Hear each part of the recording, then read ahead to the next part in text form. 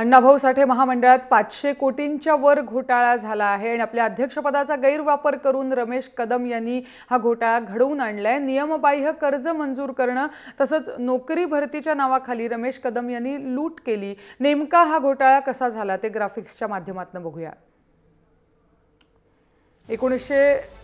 2014 मध्ये अण्णाभाऊ साठे सूतगिरणीचा प्रस्ताव होता। 61 कोटी 74 लाखांचं कर्ज, पण सूतगिरणी कागदावरच राहिली।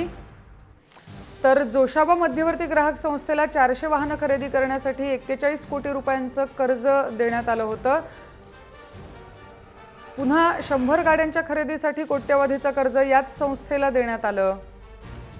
पण ह्यातलं हे सगळं कागदोपत्री राहिलं, प्रत्यक्षात आलेलं नाहीये। 2014 मध्ये मैत्री शुगर प्रायव्हेट लिमिटेडसाठी 30 कोटींचा मलिदा अध्यक्ष महोदयांनी खाल्ला। तर महालक्ष्मी दूध उत्पादक सहकारी संस्थेसाठी 5 कोटी 33 लाखचा मलिदा त्यांनी लाटला।